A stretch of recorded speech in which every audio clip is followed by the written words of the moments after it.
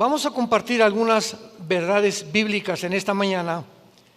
Y para todos ustedes que nos visitan o que tal vez han oído pocas veces acerca de la Biblia, es el primer libro en haber sido impreso en la imprenta de Gutenberg, el primer libro en haber sido impreso.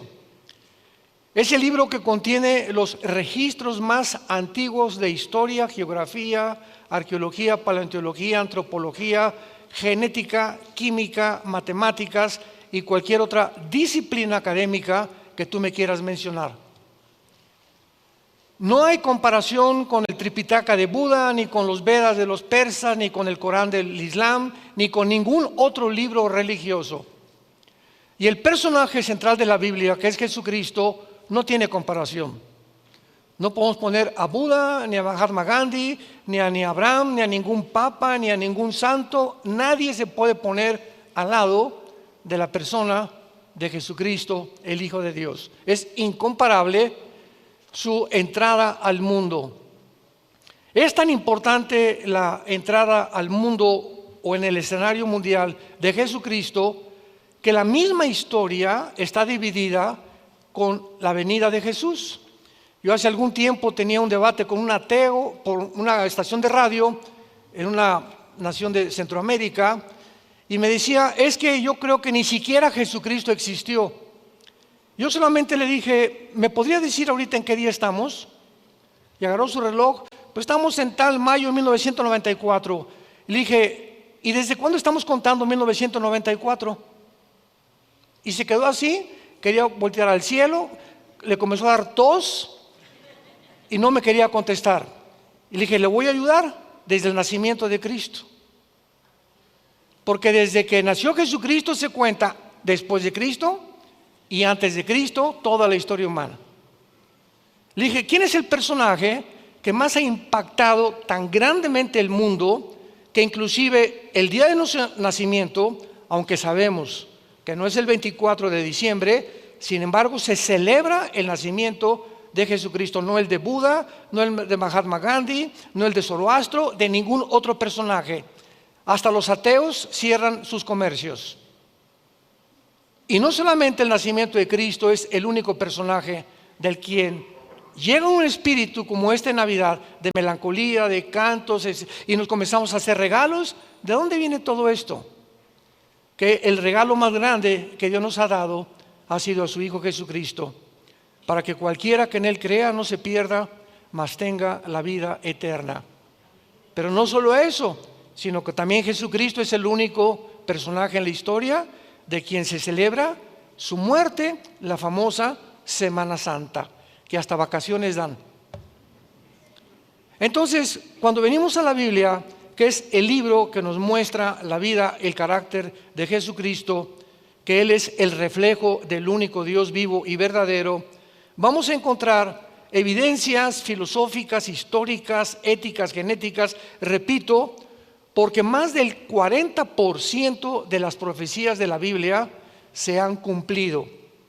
Una de las más grandes profecías que se cumplieron en el siglo pasado fue el 14 de mayo de 1948, cuando la nación de Israel, después de casi 2000 años de exilio, regresa de una forma sorprendente, asombrosa, que ninguna civilización nunca jamás había tenido lugar, un evento de una nación que haya sido exiliada al mundo y que no hayan sido absorbidos ni de su cultura, ni sus tradiciones, ni su religión, ni nada de lo que Israel había tratado de mantener y que lo mantuvo durante cerca de 2000 años. No ha habido eso.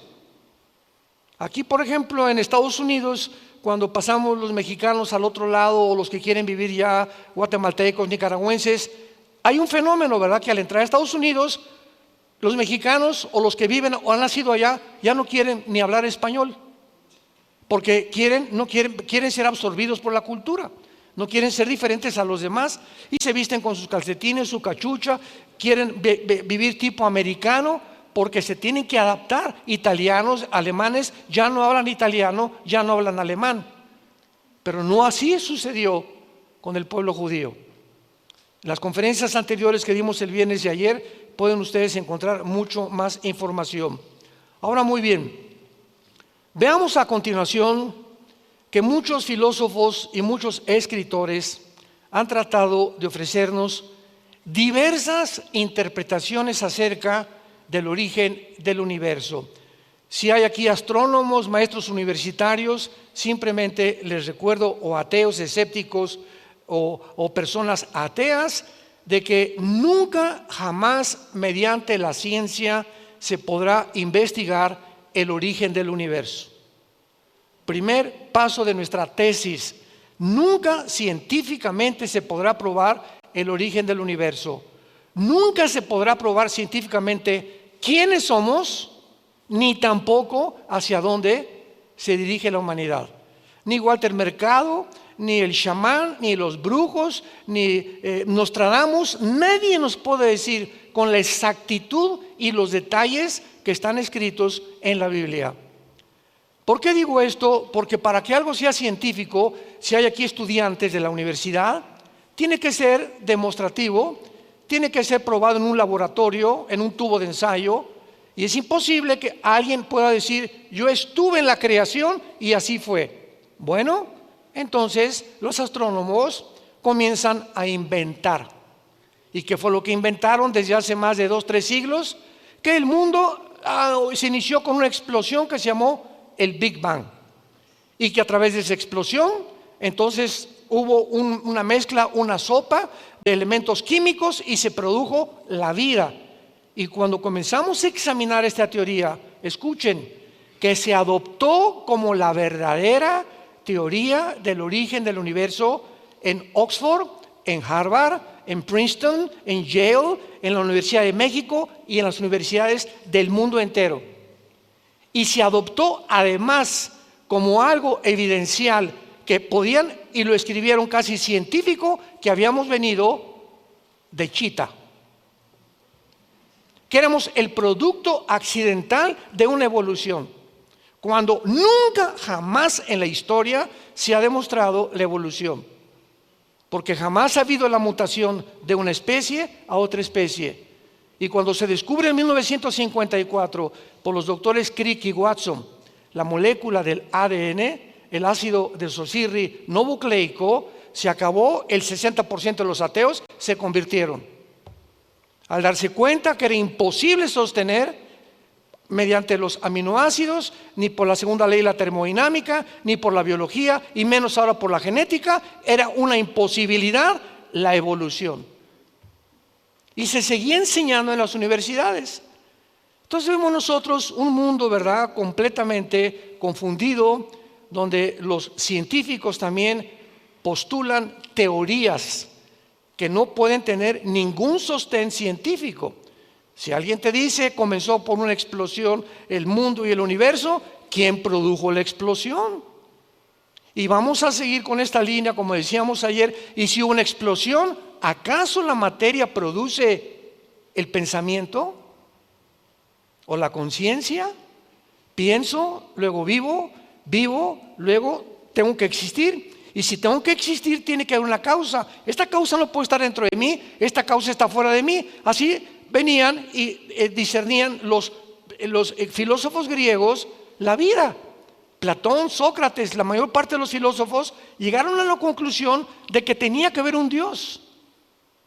Nunca descubrieron quién era ese Dios, pero no podían concluir que pudiera ser un accidente en la vida. Es un absurdo, es una irracionalidad filosófica del ser humano. Ahora, ¿cómo se originó la vida, verdad? Nadie nos puede decir cómo se originó la vida. Hace algún tiempo hubo un doctor llamado Sigmund Freud que comenzó a tratar, después de que rechazó la Biblia cuando era joven, de investigar realmente el problema de la conducta, de la mala conducta del ser humano. Entonces Freud comenzó a hacer experimentos con personas con problemas de carácter mental, y los comenzó a hipnotizar.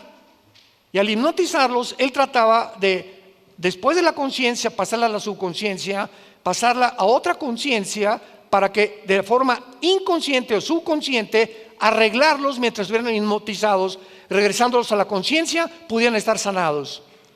Y finalmente atribuyó es que el problema de los seres humanos está en la sexualidad infantil. ¿Y qué atribuyó Freud al ser humano? Que el problema se encontraba en la mente. Damas y caballeros que nos visitan, la Biblia es el único libro que nos dice quiénes somos. Pues lógico, si yo compro un carro en la Volkswagen y se me descompone, no voy a ir a la Mercedes-Benz a que me lo arreglen. ¿Por qué? Porque ellos no son los fabricantes. Entonces, si algo tiene un problema con mi carro, lo llevo con el fabricante. Y si un problema humano existe, no voy con el psicólogo que me ayude, ni con el psiquiatra, ni con la doctora Corazón. Tenemos que recurrir con el fabricante. ¿Y quién fue el fabricante? Dios, el Dios de la Biblia, el Dios y Padre Jesucristo. ¿Y qué dice Él? Dejemos que Dios nos hable, permitámosle a Dios que pueda exponer realmente lo que la revelación que nos dejó condensada en la palabra de Dios. Y Jesucristo nos dice aquí en la Biblia, a los que lo quieran apuntar, que somos un espíritu, número uno, que tenemos un alma y que vivimos dentro de un cuerpo. Entonces, el ser humano no es solamente intelectual, como dicen ateos, es que aquí hay moléculas moviéndose y somos el resultado de líquidos gástricos y las neuronas que expelen también ciertas cosas y ciertas sopas que se conjugan en el cerebro y de ahí viene el pensamiento. Y vuelvo a repetir, buscan la manera de poder explicarle al ser humano las barbaridades que no pueden explicar porque ellos no son los fabricantes. Entonces, si somos espíritu, el ser humano no lo sabe. Y entonces el ser humano se ha dedicado a ¿qué cosa? Alimentar la mente, o sea, el intelecto, filósofos, ciencias políticas, astronomía, y nada de eso está mal. Y el cuerpo, una buena comida, una buena alimentación, una buena bebida, no Coca-Cola, no harinas blancas, no sal, etcétera. Ejercicio, porque el cuerpo necesita un sostenimiento, así como la mente. Una persona que no lee un libro al mes, te vas a quedar hecho un chorizo. Dicen que en Europa leen 30, 40 libros mínimo los universitarios al año. Cuando se hizo la investigación en el continente americano, ¿cuántos libros se leían en México? 1 cada 3, 4 meses. Con razón.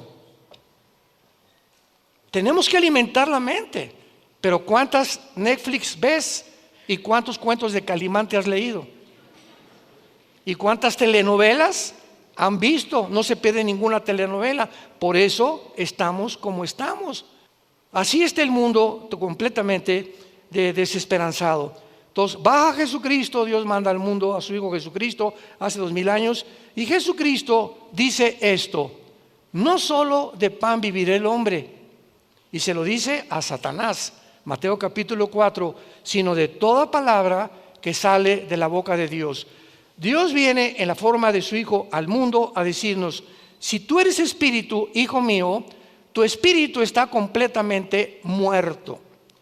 Y entonces estás tratando de comprender el universo, el mundo, mentalmente, intelectualmente, e intelectualmente es limitada el pensamiento y el conocimiento humano. Y cuando un ser humano quiere tratar sin el espíritu intelectualmente de buscar y conocer a Dios, acaba loco. Y el ejemplo más grande es Friedrich Nietzsche del siglo XX, un filósofo alemán que escribió Dios está muerto.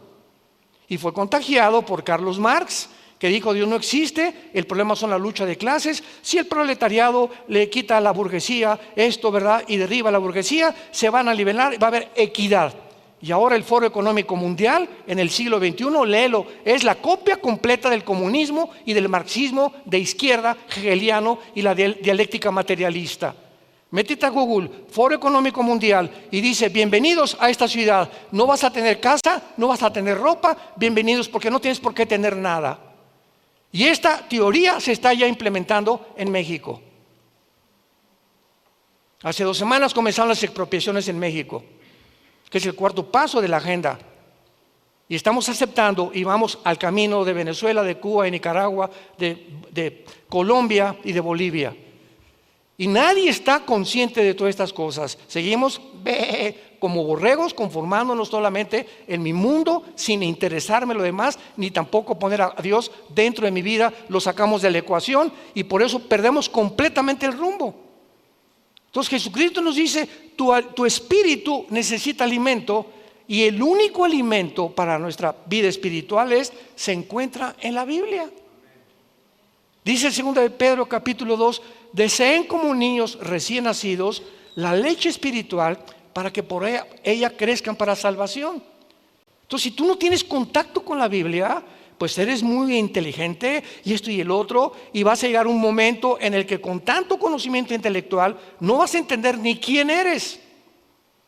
Y se llegan ahora las personas más influenciables, más multimillonarias y los filósofos más grandes del siglo XXI a reunir en Davos, Suiza, una vez al año, con todos los exmandatarios, exsenadores, pensadores, filósofos, y acaban de declarar en el Foro Económico Mundial que somos dioses. Que somos dioses. Y que la Biblia no existe ni Cristo existe.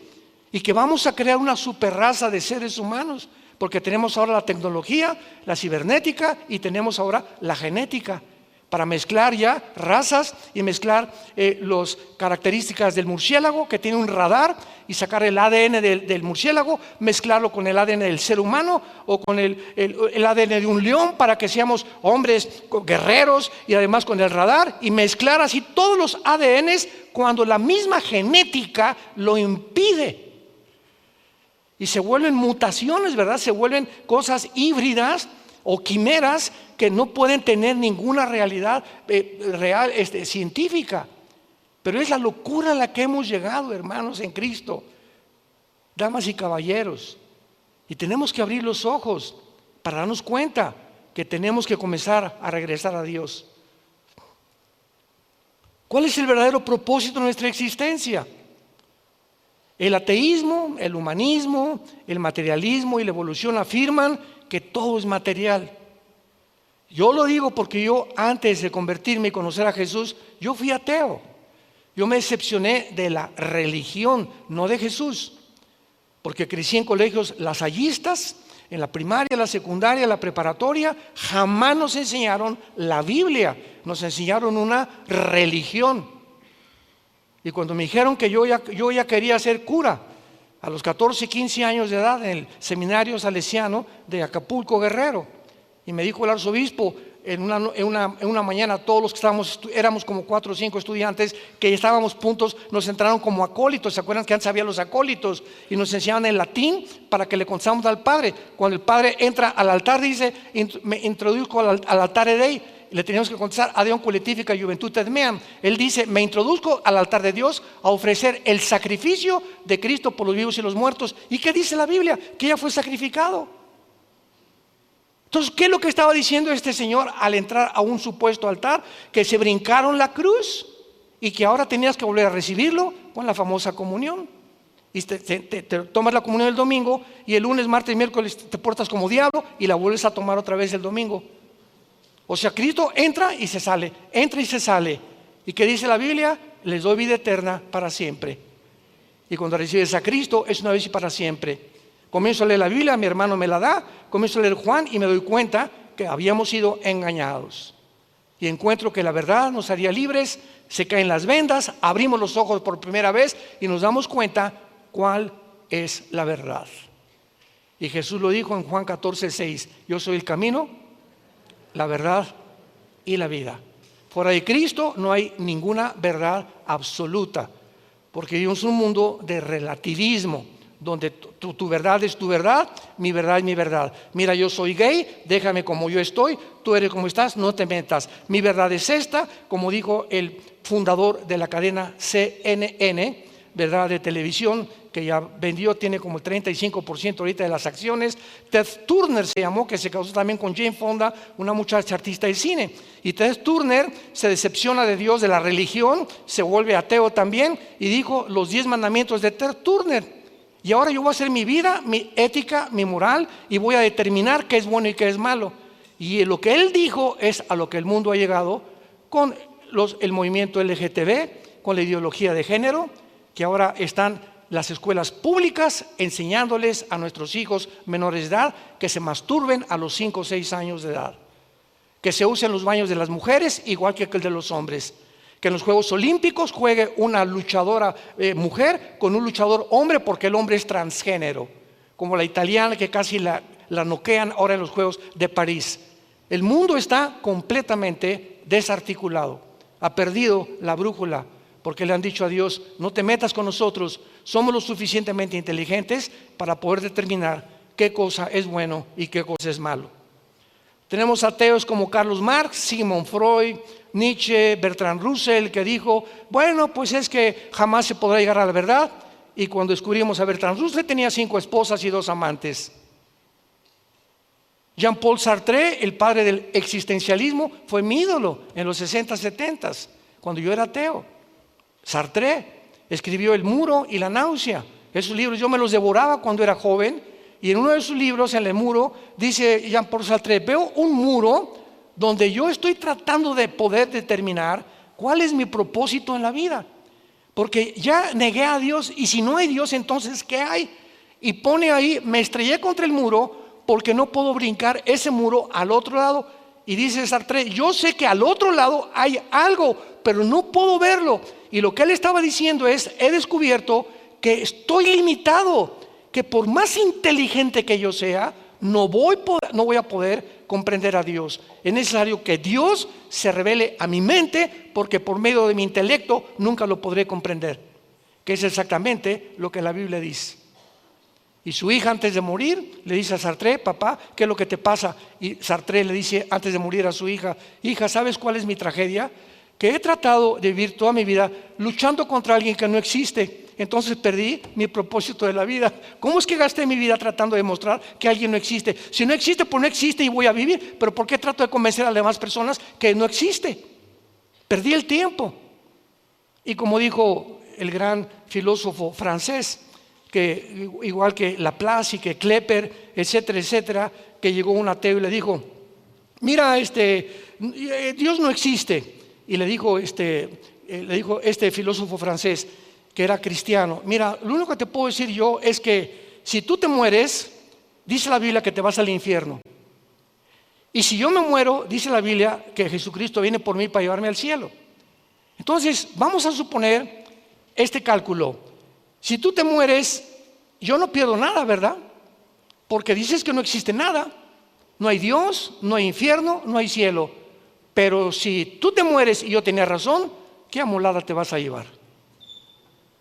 Prefiero creer a no creer, siguiendo una línea elemental de lógica filosófica natural. Ahora, ¿existe alguna moral absoluta? El mundo que vivimos dice que no hay ninguna verdad absoluta. Al contrario, todas son especulaciones, ¿verdad? Vuelvo a repetir: tu verdad no es mi verdad, no hay una verdad absoluta, todo es de acuerdo a la perspectiva en la que tú percibas el mundo y el cosmos, etcétera, etcétera. Entonces, cada quien, como dice la Biblia, como ovejas nos hemos cada quien salido del corral, y unos piensan esto, otros, tratando como seres humanos limitados, frágiles que somos, vulnerables, tenemos que morir, la vida es cortísima y pasamos el mundo como dioses. Estoy en un mundo que no entiendo, un cosmos que no sé ni por qué nací, pero yo sé que las respuestas están en mí. No puede haber alguien fuera de mí que me dé explicación de por qué soy como soy. Y esas personas así mueren exactamente, dice la Biblia, igual que como mueren las vacas, igual que como mueren los animales. ¿A qué me refiero? Los animales se despiertan, comen, su comida, su cena, y se levantan, comen, otra vez, duermen y otra vez. Y así pasa su vida. Y los seres humanos, dice la Biblia, que pasan su vida sin jamás haber descubierto que el Dios que existe tiene un propósito para tu vida. Has vivido en las tinieblas, naciste en las tinieblas, viviste en las tinieblas, alcanzaste y fuiste presidente, y 5 compañías como Steve Jobs, el que fundó la famosa red de Apple, muere y dices que con todos los millones que yo tuve, murió de cáncer porque buscó brujos para que lo curaran. Dice Steve Jobs, jamás se puede descubrir la verdadera razón por la cual existí. ¿De qué me sirvió ser multimillonario? Jesucristo dijo, ¿de qué le sirve al hombre ganar el mundo si pierde su alma? ¿De qué te sirvió ser y tener el poder que pudiste adquirir y el dinero que alcanzaste? Y ya fuiste diputado, y ya fuiste gobernador. ¿Y después qué? ¿Qué no sabes que la vida se te tiene que acabar? Y cuando se te acabe la vida, ¿qué es lo que vas a poder abrir al abrir los ojos? ¿La condenación eterna o el cielo que Jesucristo viene por nosotros? Y tenemos una sola vida para decidir lo que queremos hacer con nuestra vida. Ahora muy bien, en Juan capítulo 17, que es una de las oraciones más maravillosas que se encuentran en la Biblia, Jesucristo ora al Padre antes de morir. Y podemos contestar en este pasaje realmente cuál es el propósito por el cual tú y yo nacimos. A los jóvenes se les enseña, hijo, busca una profesión donde hagas dinero. ¿No es cierto? No, papá, quiero ser futbolista. Pues mira, va a estar muy difícil, que ser como Messi o como Cristiano Ronaldo, ¿verdad? Todos a morir de hambre. Quiero ser músico. No, pues mira, búscate una profesión donde hagas dinero. Siempre estamos impulsando y motivando a nuestros hijos el dinero, el dinero, el dinero. Y cuando esos padres se mueren, los hijos como alacranes están esperando que se muera el viejo para ver qué herencia les dejó. Y cuando tú te mueras y les dejaste $5 millones a tus hijos y todo lo que tú trabajaste, ¿para qué lo hiciste? Para dejárselos a hijos tuyos, a una herencia que tú dejaste, que nunca les hablaste de la vida eterna ni el propósito por el cual iban a vivir. Tú le dejas a un hijo tuyo dinero, ese hijo se va a echar a perder y se convierte en una maldición para su vida. Pero si tú te mueres y tus hijos no tienen ni un petate donde acostarse, pero con la seguridad que tu hijo, mi Panchito y mi Carmelita, tienen a Jesucristo, te mueres en paz porque Dios se va a encargar de ellos. Y Dios los va a bendecir tarde o temprano. Y Dios va a hacer que les vaya bien en la vida tarde o temprano. Te mueres en paz. Entonces veamos los valores desde la perspectiva bíblica, desde la perspectiva divina. ¿Para qué vives? ¿Para hacer dinero? ¿Para hacer fama? ¿Publicidad? ¿Para que seas conocido? ¿Para que tengas poder? Porque dicen, bueno, pues es que si tengo dinero, ahora tengo poder. O para pertenecer a un partido político donde están todos y ahí está el pastel, pues me voy a hacer el pastel. Y mis convicciones filosóficas, estadísticas, etcétera, etcétera, los derrumbo. La familia no importa, el matrimonio no me importa, ni mis hijos tampoco. Quiero poder. Quiero pertenecer a ese grupo político, quiero pertenecer a ese grupo de intelectuales. ¿Por qué? Porque quiero ser entre ellos, quiero ser grande. Y acabas recogiendo basura y sacrificando a tu familia por el ego tan grande con el cual el ser humano ha nacido. Dice Juan 17, Cristo antes de morir, estas cosas habló Jesús, levantando los ojos al cielo, y dijo: Padre, la hora ha llegado, glorifica a tu Hijo para que también tu Hijo te glorifique a ti. Como le has dado, vean lo que dice Jesús, que Él recibió del Padre una potestad, o sea, un poder. Dios le dio a su Hijo al venir al mundo un poder sobre todos los seres humanos, sobre toda carne. ¿Para qué? Para que Él nos diera la vida eterna. A todos los que le diste. ¿Y qué es la vida eterna? Que te conozcan a ti, al único Dios verdadero, y a Jesucristo a quien tú has enviado. Dios manda a su Hijo para decirnos, diles que son peregrinos, que somos extranjeros y estamos habitando un mundo temporalmente, y que la vida no se acaba con la muerte.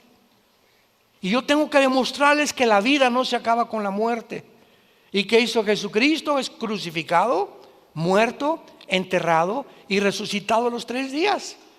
Y la resurrección de Cristo es la base fundamental, el bastión del cristianismo. El cristianismo no podría existir si Cristo no hubiera resucitado. Porque si no hubiera resucitado, hubiera sido como todos los grandes líderes religiosos que acabo de mencionar, que hay en la tumba de Buda, ahí está la tumba de Mahatma Gandhi, ahí está la tumba de Mahoma, ahí está, pero ve a Jerusalén y está la tumba de Jesucristo vacía. Y no solamente eso, sino las pruebas históricas que existen de la resurrección de Jesucristo. Entonces, si Jesucristo no resucitó, nosotros tampoco vamos a resucitar. Y si no hay resurrección de muertos, comamos, vivamos. ¿Para qué le soy fiel a mi esposa? El que no tranza no avanza. Aquí se trata todo de hacer dinero. Pues voy a chantajear, voy a defraudar, no voy a pagar mis deudas, voy a tratar de tener amigos por intereses políticos o económicos nada más. Voy a tratar de abrirme paso a como dé lugar. No me importa que sacrifique a mi familia, porque solamente soy yo. Hago mi jaula a mi alrededor y me meto en una pecera donde solo yo existo. Mis propósitos, mis intereses y los demás a mi alrededor, no me importa nada. Y viene Jesucristo y nos rompe esa cápsula en la cual nos habíamos encerrado y nos dice: el secreto de la vida no está encerrarte en ti, sino en vivir para los demás. En vivir para los demás. Yo no vengo a que ustedes me sirvan. Yo, el creador del universo, de las galaxias, de las estrellas, de los peces, de las hormigas, de los pájaros, de los seres humanos, de todo lo que existe, vengo a hincarme delante de ustedes y lavarle los pies y decirles que los amo y que mi resurrección es la prueba más grande que ustedes también van a resucitar. Y si Jesucristo no hubiera resucitado, no tendríamos ninguna garantía de que hay vida después de la muerte.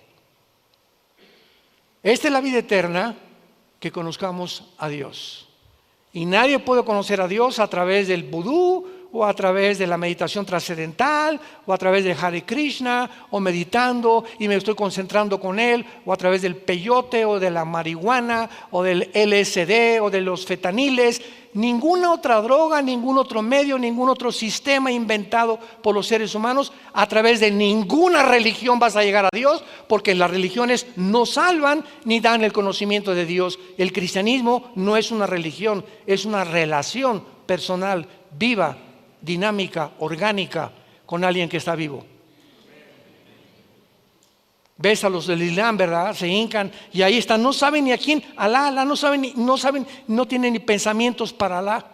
Y lees el Corán: maten a los que no sean musulmanes o decapítenlos.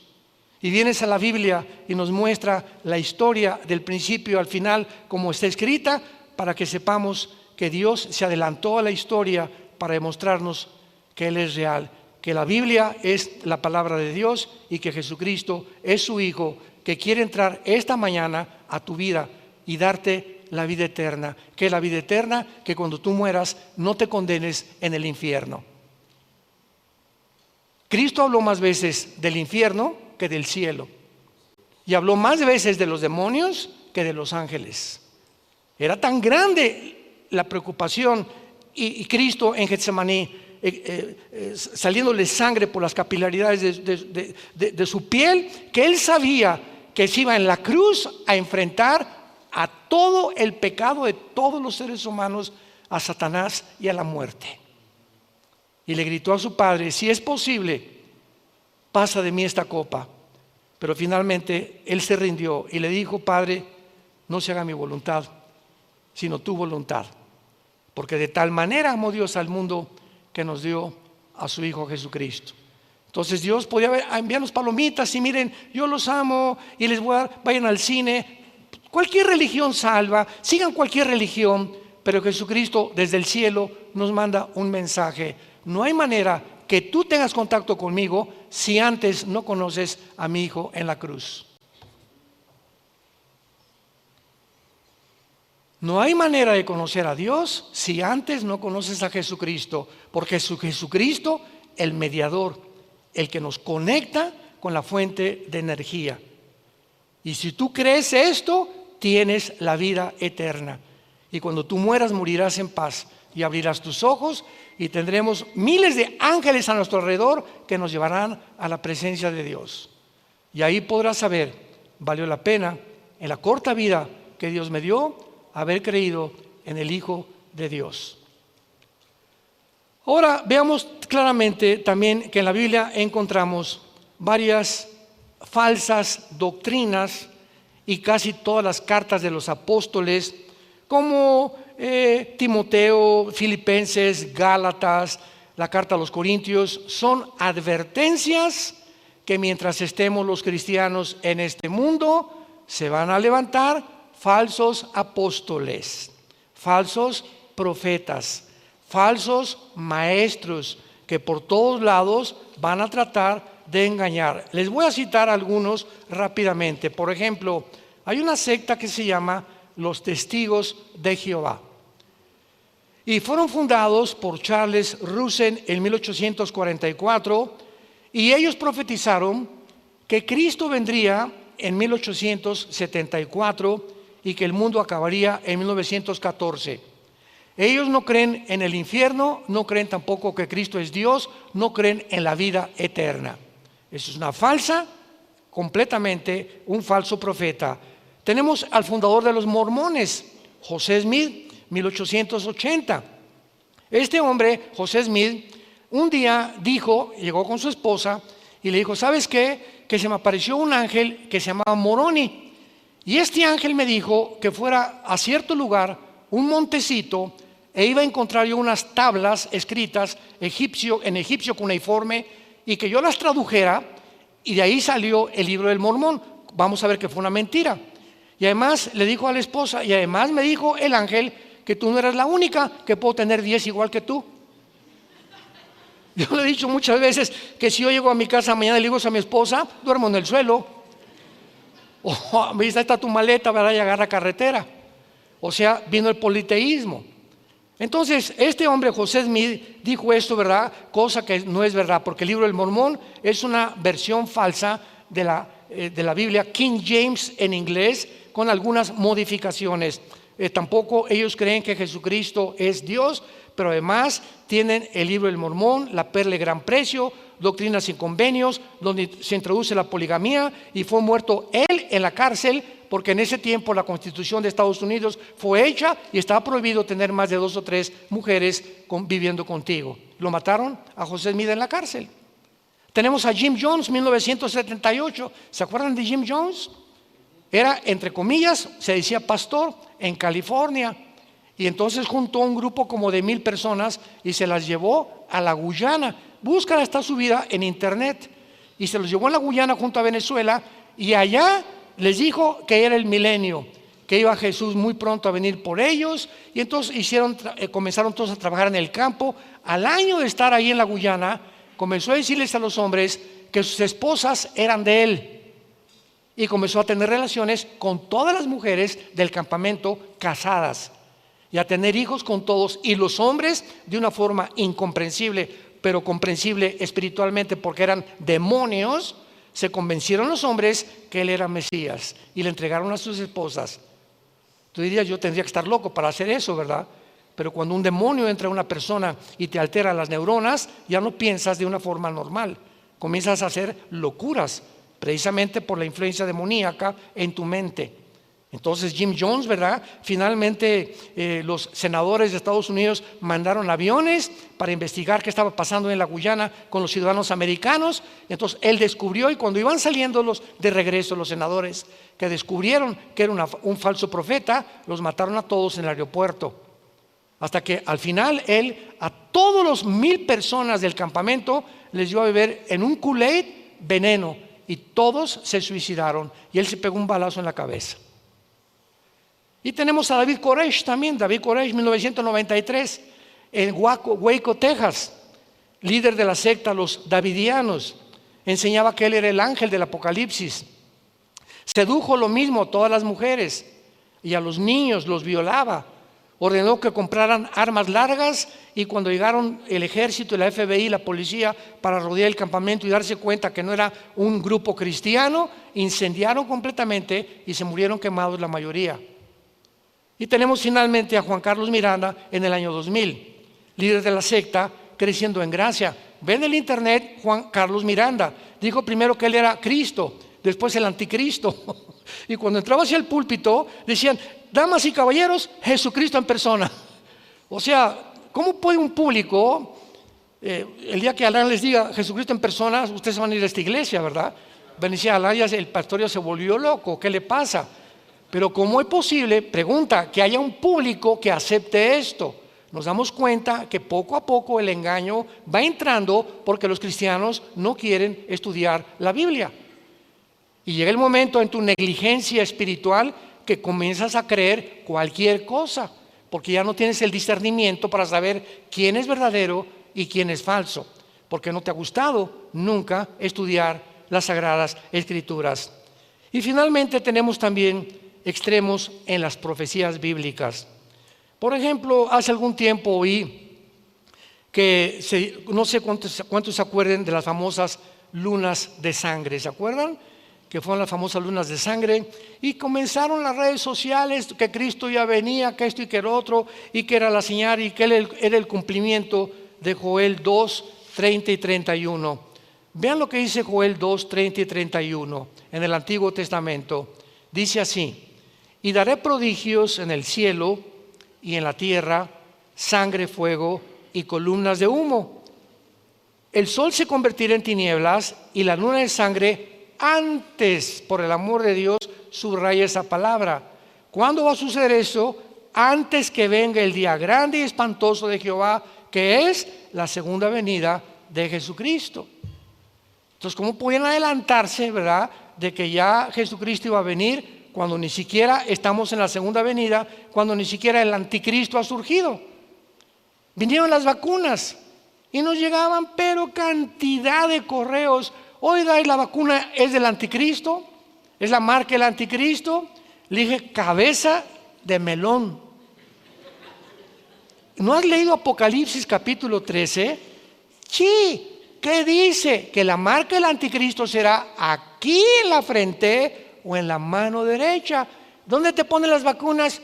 Aquí, hermano. Entonces, ¿cómo llegas a creer o a sugerir o a deducir que es la marca del anticristo? Pero las vacunas serán aquí y la marca del anticristo será aquí y será aquí. Tal vez un chip o alguna implantación que se haga por debajo de la piel, que pueda tener el control y tu información de quién es tu seguro social, qué enfermedades tienes, etcétera, etcétera. Y tú vas a llegar a una tienda a comprar un coche, a vender una casa y no podrás hacer ninguna transacción hasta que tú puedas pasar por ciertos aparatos como están actualmente en los aeropuertos ya en el mundo entero y pueda detectar quién eres. Y cuando tú tengas la marca, tu condenación está completamente asegurada, porque las personas que se marcan con la marca del anticristo no tendrán salvación.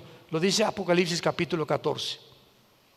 Entonces tenemos que abrir los ojos. Igual el anticristo, ahorita que entraron ya los islámicos a Siria, me llegaron correos anoche a las 11, 12 de la noche, me despertaron. Ya ni la muelan de despertarme. Oiga, este señor Al-Galani, el nuevo líder ahorita de los yihadistas ahí en Siria, te están diciendo que es el anticristo. ¿Qué dice la Biblia del anticristo? Que va a surgir cuando se junten 10 naciones, 5 de Europa, ya lo hablamos ayer, y 5 del Medio Oriente, y una vez que haya un G10 de naciones, 5 de Europa y 5 del Medio Oriente, porque Europa va a quedar sola, Estados Unidos va a caer, tarde o temprano, Rusia va a caer, va a quedar como un pollito desamparado, Europa va a tener que pedir el petróleo al Medio Oriente, y se van a unir Europa con el Medio Oriente, y cuando esta unión haya, y la leamos en los medios de comunicación, de uno de estas 10 naciones saldrá el anticristo. Y lo hemos repetido tantas veces, lo enseña la Biblia por todos lados. Y el anticristo va a ser islámico, va a ser musulmán. Y va a salir exactamente de donde está ahorita la rebelión en Siria y entre Irak, porque en el Antiguo Testamento Babilonia, que era la cabeza del estatua de Nabucodonosor, era Babilonia, que es Irak, Siria y el Líbano, o sea, la antigua zona de la Mesopotamia, que significa tierra entre dos ríos, entre el Tigris y el Éufrates.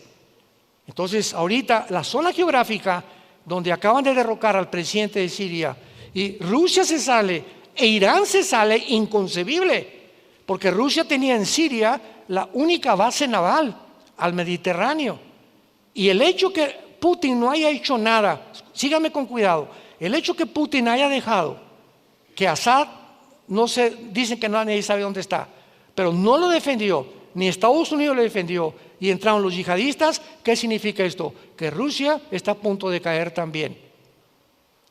Pero acuérdense cuando cayó el comunismo en 1991, que Mikhail Gorbachev dijo, es que teníamos desde los 80s, 10 años, con una vida de bluff.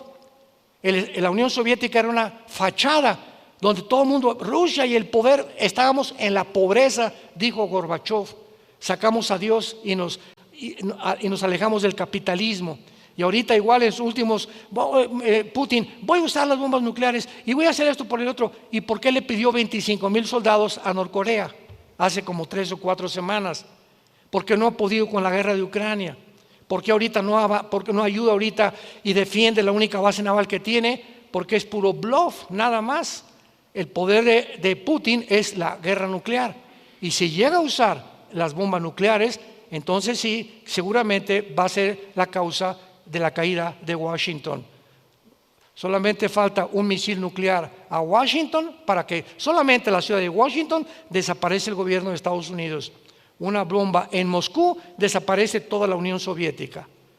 Entonces estamos en un mundo de una confrontación donde todas las piezas están acomodando y la Biblia nos dice exactamente cómo vamos a llegar hasta el fin para que tengamos paz. Para que en esta mañana te arrepientas de tu vida. Para que en esta mañana consideres que tú no tienes la garantía, ni yo tampoco, de que mañana vamos a amanecer. Nuestra vida siempre pende de un hilo. Un infarto al corazón, de repente te sientes muy bien y vas al doctor. Discúlpeme, don Pancho, pero la radiografía dice que usted está lleno de cáncer. Una embolia cerebral, una bala perdida, un accidente de tránsito. Ni tú ni yo sabemos que mañana vamos a vivir.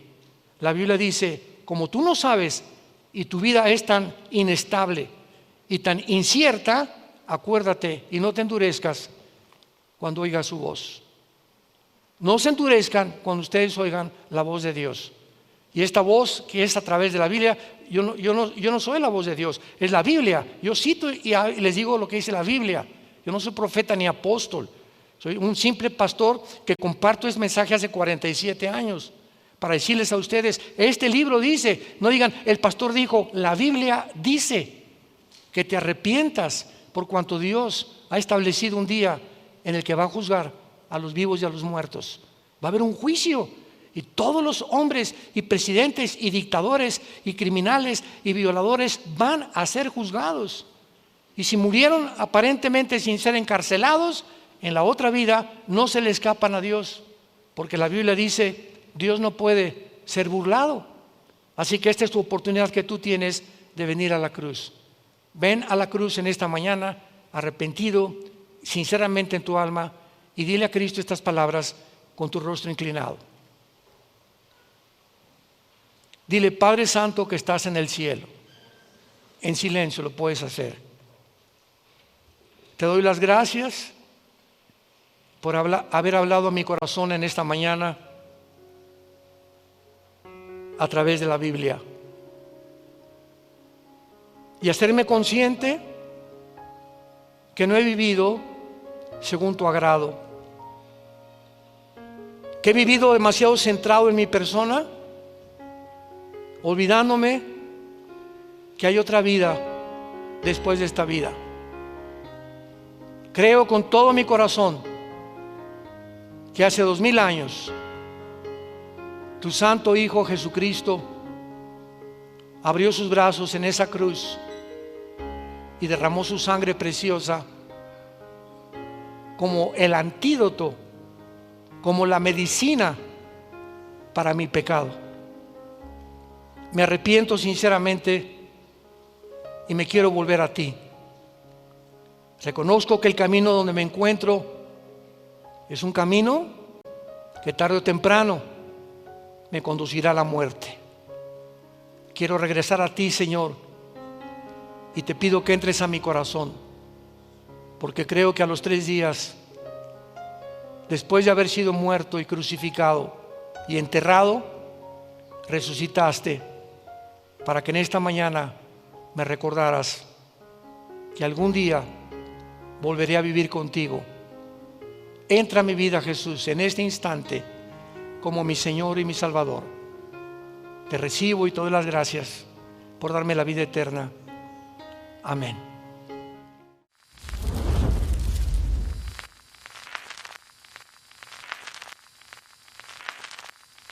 Hola, ¿qué tal? Me da mucho gusto saludarles y quisiera simplemente comunicarles que gracias a todos ustedes a través de todas las naciones del mundo que aman la palabra de Dios y que realmente están interesados en que nosotros como organización Vida Nueva para el Mundo y Armando Alducin Ministries continuemos predicando el Evangelio de la Gracia de Jesucristo y que podamos nosotros continuar haciéndolo gracias a sus donaciones.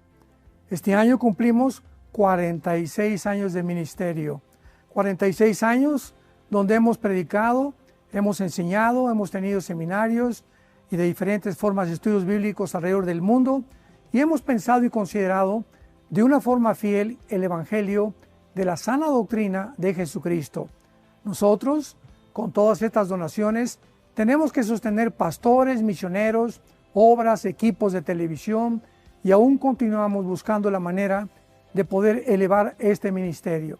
Hasta este momento quiero que ustedes estén enterados que no tenemos una sola propiedad como organización y así hemos trabajado durante 46 años porque le damos la importancia a la evangelización, a las misiones y también a los hombres de Dios para levantar más pastores. Le damos las gracias y que pueda Dios con su gracia tocar sus corazones y que puedan ustedes invertir en un terreno donde es fructífero, porque creemos que ha producido bastante buen fruto para la gloria de Dios. Gracias, muchas gracias por sus aportaciones y por las donaciones que sabemos ustedes continuarán haciendo para que podamos continuar siendo fieles en la predicación del Evangelio de la gracia de Dios. Que Dios les bendiga.